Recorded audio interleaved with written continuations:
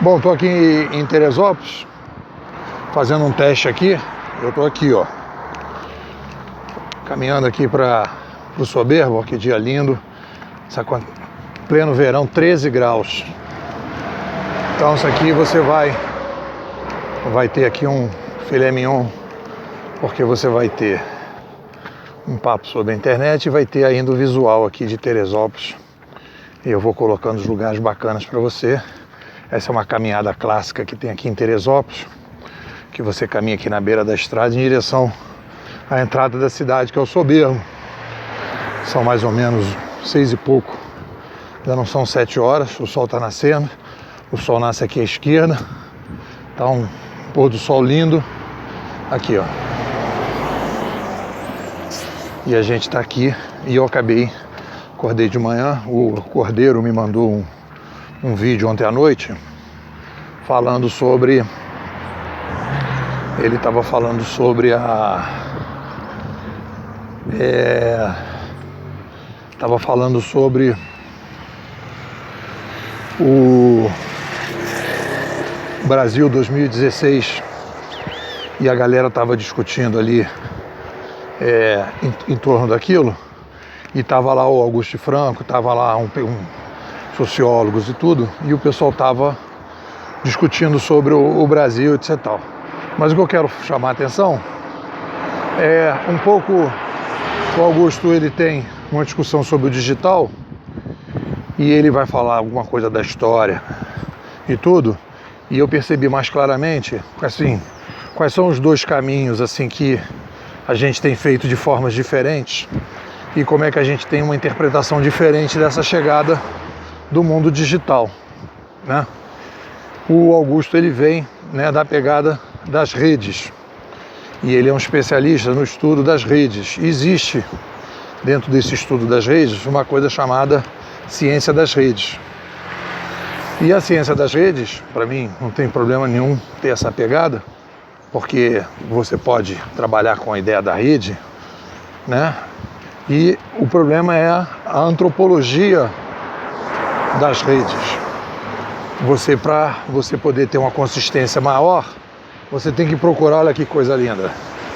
Aqui é uma cachoeira que vem lá de cima, tá vendo? Lá do alto, lá da ponta lá, eu tenho a Pedra do Sino. E a água vem de lá de cima, vem aqui, deve estar hiper gelada, né? Bom, então, olha o barulhinho da água aí. Então o que acontece? Essa pegada, você tem que ir para a história para poder dar uma certa consistência, que é um pouco o que os movimentos, digamos, conservadores, né, se pegam muito, porque eles acham que nada do que aconteceu no mundo não aconteceu à toa, e você tem que fazer sempre uma passagem incremental, coisas que fazem sentido para o ser humano. Então, uma das coisas que eu tentei quando comecei a brincar com essa história do digital, foi por isso que eu abracei o Pierre Levy e a Escola Canadense de Comunicação, foi justamente por causa disso, porque eles são especialistas na antropologia cognitiva. Eles são especialistas na coisa da... Eles são especialistas no estudo das rupturas de mídia. E aí a minha pegada já não é uma pegada de rede, porque quando a gente está falando de rede, a gente está falando, se você quiser, você está falando de rede, de informação, de conhecimento, de comunicação, né? Então, você pode ir para a antropologia cognitiva e você pode trabalhar com qualquer coisa. Mas eu acho mais interessante trabalhar com a coisa do ser humano. Então, ir para a história para dizer o seguinte: quando o ser humano teve momentos em que ele teve um upgrade cognitivo, quando ele teve o seu cérebro empoderado de forma diferente por novas tecnologias, né? E aí, se você quiser dizer que são tecnologias de rede ou tecnologias de comunicação, qualquer coisa, você vai ter que ver o seguinte: quando o nosso cérebro foi empoderado, e aí a minha referência passa a ser o ser humano, não a rede, não a comunicação, não a informação, é o próprio ser humano. Quando o ser humano faz, e por isso que esse novo livro que eu estou escrevendo, que eu estou chamando de Sapiens 3.0, É um livro que eu estou trabalhando com essa ideia de que o que importa é a gente ver as mudanças relevantes para o ser humano. Então, quando você vai para a história, não adianta ir para a história. Você tem que ter uma referência na história. Então, para a gente poder ter mais consistência em entender o digital e até poder entender como é que essas rupturas se deram, né, ao longo do tempo, para que você possa olhar para esse momento agora e ser mais agudo, mais consistente, mais eficaz, porque você vai olhar para trás e vai dizer, opa, quando chegou a prensa, por exemplo, o que aconteceu? Em que a gente tinha uma sociedade toda fechada, etc. tal, e que houve aí uma descentralização de mídia. Quanto tempo durou do momento em que começou a se disseminar a informação até a chegada da República e do capitalismo? Como é que foram os processos? Vieram os filósofos, depois veio quem? Veio os teóricos. Então isso tudo vai te dando ferramentas para você poder ser mais preciso naquilo que você está falando. Porque senão você cai muito para o emocional e pouco para o reflexivo. Porque qual é o reflexivo da história? Eu vou comparar, eu vou fazer antropologia, na minha opinião, que eu faço antropologia aplicada, né? Trabalho com antropologia cognitiva, e o meu objetivo é ajudar a sociedade a ter uma estratégia melhor em relação ao digital. Eu vou olhar como o ser humano, claro, num momento completamente diferente, numa situação completamente diferente, né? Limpando um pouco essa, digamos, sujeira, né? Da comparação de dois momentos completamente diferentes, mas são parecidos. Então, como é que o ser humano se portou e como é que ele provavelmente vai se portar? Obviamente que aí tem um espaço enorme de erros de interpretação, mas é um espaço de erro de interpretação mais próximo do que o ser humano já fez, e não numa perspectiva completamente sem referência. E eu acho que é importante ter essa referência. Então, quando eu fui ali olhar, e depois que terminou, eu fiquei falando, não, apesar do Augusto ter falado da história, apesar dele ter remetido a história, ele não fala das revoluções cognitivas, que é a pegada do Pierre Levy, que é a pegada da Escola Canadense de Comunicação. E a Escola Canadense de Comunicação, ela é especialista em rupturas de mídia, em reflexões disso. Então, na minha opinião, é muito difícil, isso é a minha avaliação, né? Da mesma maneira que eu acho que hoje falar de pós-liberalismo, falar de liberalismo do século XXI, falar de mudanças sociais, acho praticamente impossível falar disso tudo sem falar da escola austríaca, porque é um pessoal que sentou e fez uma análise, criou teoria, desenvolveu coisas e tal, a partir dessa chegada, né, e da pegada de um renascimento do liberalismo. Então, passa por ali uma discussão. Da mesma maneira que eu acho que entender o digital hoje sem a escola canadense é uma perda muito grande. Bom dia. É uma perda muito grande para que a gente possa fazer esse tipo de comparação. Então, aqui a gente andando aqui, o pessoal acha que é uma cidade menor, né? O pessoal não está acostumado de ter um maluco falando essa hora da manhã, né? Mas tudo bem.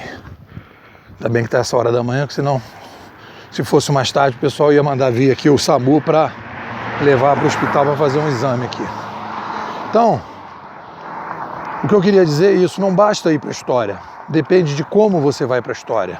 A história tem que ter uma referência, e na minha opinião, né, e eu tenho procurado trabalhar nesse sentido, a gente vai trabalhar com revoluções cognitivas, né? E aí quando as pessoas falam, então isso aí tem que entrar na ciência da informação, isso tem que entrar na ciência, na comunicação, isso tem que ir para a ciência das redes, eu acho que é o momento agora de não entrar nesses sindicatos de conhecimento, que isso já virou um pouco um sindicato do conhecimento, que aí você vai falar comunicação. Eu fui fazer um pós-doc de comunicação, o cara naturalmente queria que eu falasse dos autores de comunicação, então você cria uma camisa de força, né? Uma pegada, né? Quando na verdade o que me importa é o problema, como a sociedade vai lidar com o digital. E aí eu vou pegar autores que me ajudem a pensar esse problema, independente qual é a pegada desses autores.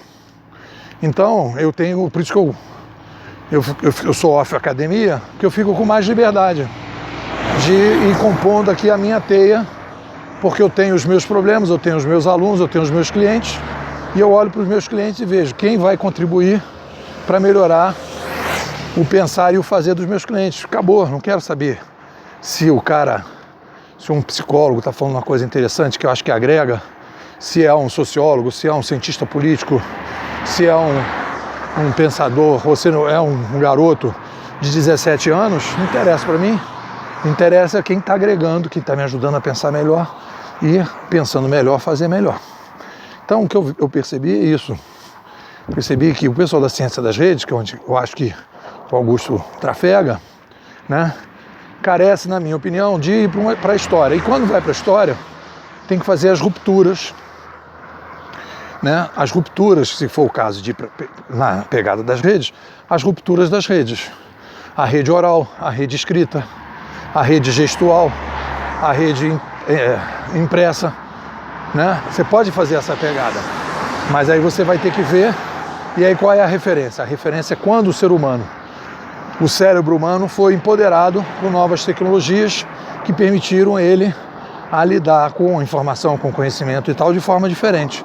Então, não tem. Aí quando você vai para isso, você tem. A gente já tinha o gesto, a gente tinha a oralidade, tinha a escrita, depois a escrita impressa, e na escrita teve o alfabeto, tudo, e depois então a gente tal. Então isso vai dar um chão. Isso tem uma coisa importante, porque o que vai fazer? Se eu olho para o passado e vejo que na prensa nós tivemos 300 anos, do início da prensa até a chegada dos novos modelos sociais, políticos e econômicos, eu percebo que é um negócio gradual. A sociedade não vai pegar esse troço e vai de uma hora para outra. Claro que a gente está vivendo um momento completamente diferente, a velocidade é outra, mas as resistências também estão aí.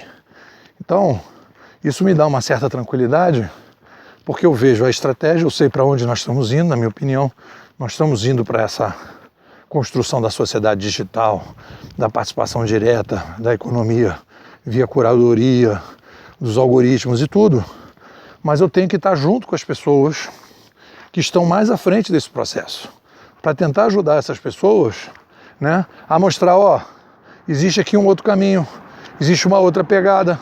Foi mais ou menos o que eu tentei fazer com a Marina na campanha passada, que eu tentei fazer com o Novo. Então eu vou tentando influenciar pessoas que estão querendo refletir e apontando nessa direção. O que eu acho, por exemplo, o MBL, por exemplo, o MBL é uma garotada que está na ponta, tá?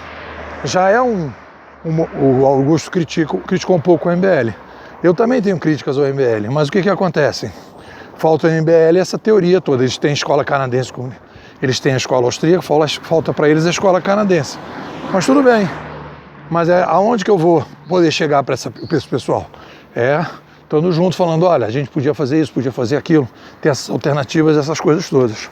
Então é nessa direção que eu acho que me diferencia, e a minha pegada é uma pegada da antropologia cognitiva. E tenho a impressão que essa pegada ela se torna mais eficaz, porque ela inclusive vai olhando para a última revolução cognitiva, que não foi nem disruptiva, foi incremental, né? Não digo incremental, foi radical da prensa, mas que permitiu que a gente construísse a sociedade moderna. E a gente agora vai construir o que a gente poderia dizer, talvez, a sociedade pós-moderna ou a sociedade digital, em que a gente vai construir um ambiente todo baseado no digital, deixando de ser uma espécie sonora e passando a ser uma espécie digital, trabalhando aí fortemente com algoritmos, simulando o modelo, né, das colônias, dos insetos, principalmente das formigas, com os rastros, como é o Uber, como é o Mercado Livre, como é o Airbnb, como é mais ou menos a coisa emergente que está, como é o Facebook, como é o YouTube, essa coisa emergente que está surgindo. Bom, é isso.